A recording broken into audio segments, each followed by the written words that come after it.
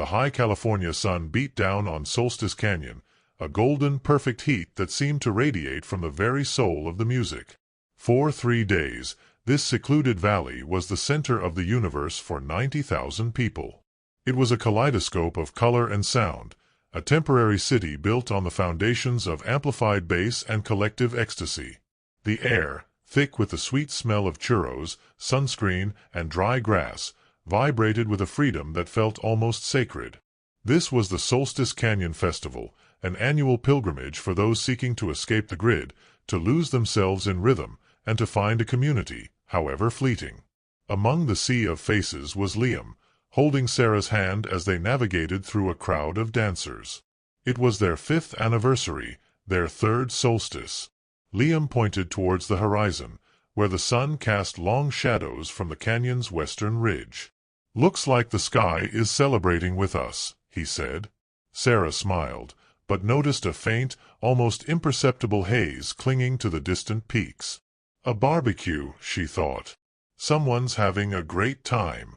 A few hundred yards away, leaning against a fence, security guard Frank scanned the crowd. At 63, this was his last solstice before retirement. He sniffed the air. Underneath the festival scents, there was something else. Acrid, woody. The scent of a wildfire, even a distant one. The second day began with the same relentless sun, but the atmosphere had subtly changed. The faint haze from the day before was now a visible, pale orange shroud clinging to the eastern sky. The smell of smoke was no longer a whisper, it was a constant, undeniable presence. Cell phone service, already spotty in the remote canyon, became non-existent. Rumors began to ripple through the campgrounds like a bad vibration. Some said it was a controlled burn miles away. Others spoke of a small brush fire that was already contained.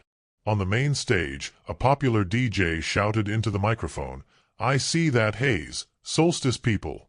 Looks like we're partying so hard we set the sky on fire." The crowd roared its approval, eager to believe the illusion of safety. But Frank, the veteran guard, knew better. He saw the nervous glances between the event staff, heard the crackle of urgent, coded messages on their radios. He saw a California Highway Patrol vehicle parked discreetly behind the main command tent, its presence a silent, ominous contradiction to the festival's carefree facade. The official festival app, for the few who could get a signal, pushed a notification: technical difficulties affecting some networks. The air quality is being monitored. Everything is under control. Enjoy the show. Everything is under control. The words seemed to hang in the smoky air, a hollow promise against a sky that was slowly, unervingly, turning orange. The announcement came at 4:52 p.m., shattering the bass-heavy rhythm of the afternoon. A distorted voice, cutting through the music with jarring authority, echoed from the speakers. "Attention Solstice Festival attendees. A mandatory evacuation order has been issued for this area. Please proceed calmly to the exit." Calm was not an option. The word evacuation triggered a primal, collective panic. 90,000 people, once united by music, were now a frantic mob with a single thought: escape.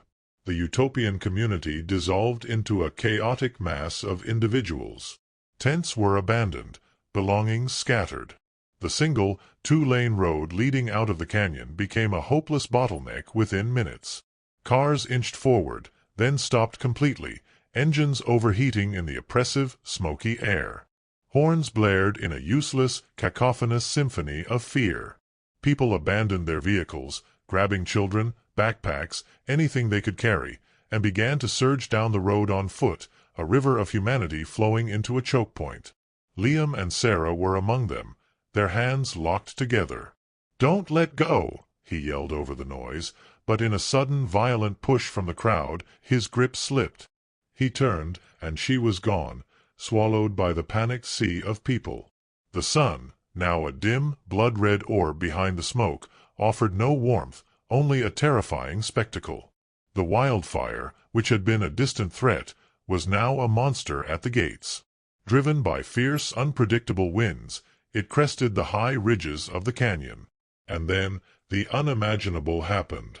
A cascade of embers, like a fiery waterfall, poured down the steep canyon walls. The dry brush and chaparral, baked by years of drought, ignited instantly.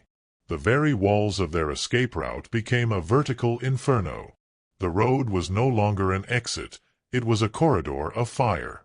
Screams echoed off the rock faces as people scrambled away from the heat, retreating from the flames that had just cut off their only hope. The abandoned cars, one by one, began to explode, sending shrapnel and fireballs into the terrified crowd. The evacuation was over. There was nowhere to run. The majestic canyon that had been their playground was now a trap, and the 90,000 attendees were caught inside, staring at the blazing walls of their own tomb.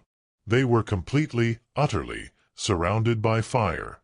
As darkness fell, it brought no relief, only a different kind of terror. The world was reduced to the roar of the fire, the suffocating smoke, and the hellish orange glow that turned every face into a mask of fear. Survival became a series of small, desperate acts. Frank, the security guard, found his purpose. He remembered a wide, rocky clearing near a creek bed from his initial survey of the grounds. "This way," he yelled, his voice raw. "Away from the trees. Get to the water." He gathered a group of about 50 people, a mix of dazed teenagers and terrified families, and led them through the smoke to the relative safety of the creek. Elsewhere, in the chaos, Liam searched frantically for Sarah, his calls lost in the din. He found a young woman who had fallen and broken her leg, her friends trying uselessly to move her.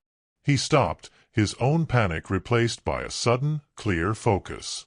He helped fashion a crude splint from a collapsed tent pole and a sweatshirt.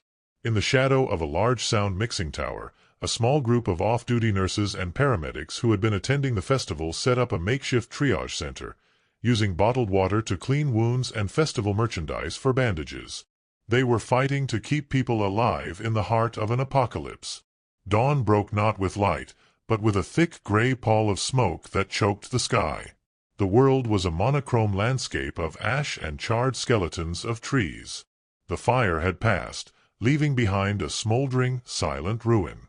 The first sound of the outside world was the thumping chop of helicopter blades cutting through the haze. From the sky, the Solstice Canyon Festival looked like a scar on the face of the earth, littered with the blackened husks of cars and tents. On the ground, the survivors emerged from their makeshift shelters, their faces covered in soot, their eyes hollow with shock and grief. Rescue teams began the slow, grim process of descending into the valley. Emotional reunions played out amidst the devastation, cries of relief mingling with cries of despair from those who could not find their loved ones. As the injured were airlifted out and the thousands of survivors were led through the still smoldering landscape, the questions began. How could a paradise become a death trap so quickly? Why was there only one road? Who was responsible for the safety of 90,000 souls? The music had died, but the haunting echoes of the tragedy had only just begun. In the heart of a sun-drenched California canyon, 90,000 people gathered for the Solstice Music Festival, a 3-day escape into a paradise of music and community. But paradise was a trap. With only one road in and one road out, their isolated haven became the scene of one of the most terrifying survival events imaginable. This documentary tells the full story of the Solstice Canyon fire. Witness the critical hours as a distant wildfire, fueled by unpredictable winds, transforms a vibrant celebration into a desperate fight for survival. Through survivor accounts and expert analysis, we explore the minute-by-minute decisions that meant the difference between life and death when the evacuation failed and the canyon walls themselves erupted in flames, trapping everyone inside. How did the festival's dream turn into a fiery nightmare? What happens when 90,000 people are left with no way out? Join us as we investigate the tragedy, the heroism, and the haunting questions left behind in the ashes.